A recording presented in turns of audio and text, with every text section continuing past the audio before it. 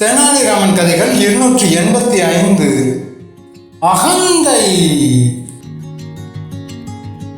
ஒரு முறை விஜயநகர பேரரசுக்கு மாணிக்கம் என்றொரு பெரும் வியாபாரி வந்தார். அவரிடம் உலகிலேயே மிக விலை உயர்ந்த இரத்தின கற்கள் இருந்தன. தனது அளப்பரிய செல்வத்தின் மீதும் தன்னிடம் உள்ள இரத்தினங்கள் மீதும் அவருக்கு அளவற்ற அகந்தை இருந்தது. ஒரு நாள் அரசவைக்கு வந்த அவர் மன்னர் கிருஷ்ணதேவராயரை வணங்கிவிட்டு தனது பைகளில் இருந்த பளபளக்கும் வைரங்களையும் வைடூரியங்களையும் முத்துக்களையும் அவையின் நடுவே கொட்டினார். அரசே, என் ரத்தினங்களுக்கு இணையாக இந்த உலகில் வேறு எந்த விலைமதிப்பற்ற பொருளும் இல்லை. இதைவிட சிறந்த மதிப்புமிக்க ஒரு பொருளை உங்கள் அவையில் உள்ள யாராவது காட்ட முடியுமா?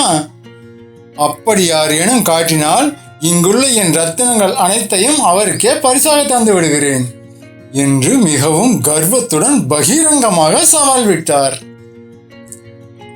அவையினர் அனைவரும் அந்த ரத்தினங்களின் கண்கூசும் ஒளியையும் வியாபாரியின் கடுமையான அகந்தையையும் கண்டு அமைதியாக இருந்தனர். அரசர் கிருஷ்ணதேவராயர் வழக்கம் போல தனது அரசவை விகடகவையும் சிறந்த அறிஞருமான தெனாலிராமனை பார்த்தார். தெனாலிராமன் மெல்லிய புன்னகையுடன் எழுந்து, வியாபாரியே, உங்கள் ரத்தினங்கள் அற்புதமானவைதான். ஆனால் இதைவிட பல மடங்கு மதிப்புமிக்க ஒரு பொருள் என்னிடம் உள்ளது. நாளை காலை அதை அவைக்கு கொண்டு வருகிறேன் என்றான். வியாபாரி அதை நம்பாமல் மிகவும் ஏளனமாக சிரித்துவிட்டு சென்றார்.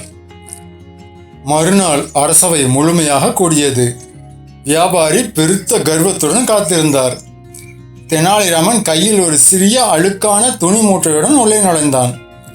வியாபாரி அவனை பார்த்து சிரித்து கொண்டே, இதில் என்ன உலகின் மிகச்சிறந்த வைரங்கள் ஒளித்து வைக்கப்பட்டிருக்கிறதா என்று நக்கலாக கேட்டார். தெனாலிராமன் அந்த மூட்டையை அவிழ்த்தான். உள்ளே ஒரு கைப்பிடி அளவு நெல்மணிகள் மட்டுமே இருந்தன. இதை பார்த்ததும் வியாபாரிக்கு கோபம் வந்துவிட்டது. என்னை அவமானப்படுத்துகிறாயா? என் ரத்தினங்கள் எங்கே? இந்த சாதாரண நெல் எங்கே என்று கத்தினார். தெனாலிராமன் அமைதியாக, வியாபாரியே, ஒரு மனிதன் உணவே கிடைக்காத பாலைவனத்தில் தனித்து விடப்படுகிறான் என்று வைத்துக் கொள்வோம்.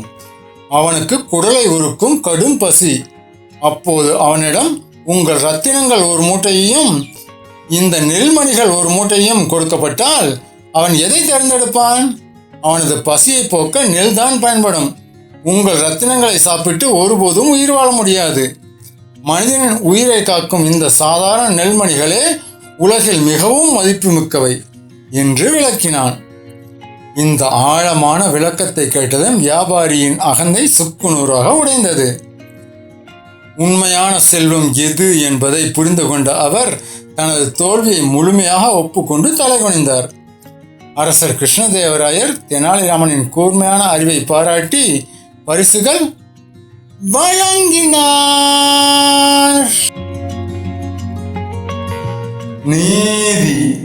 உயிரை காக்கும் உணவே உலகின் உண்மையான செல்வம். மக்களே, உங்களுக்கு பிடிச்ச தலைப்பை கமெண்ட்ல சொல்லிட்டு போங்க. நாளைக்கு அந்த தலைப்புல தெனாலிராமன் கதை எழுதலாம். அதுக்கு முன்னாடி இந்த சேனலுக்கு சப்ஸ்கிரைப் பண்ணுங்க, லைக் பண்ணுங்க, கமெண்ட் பண்ணுங்க. Thank you.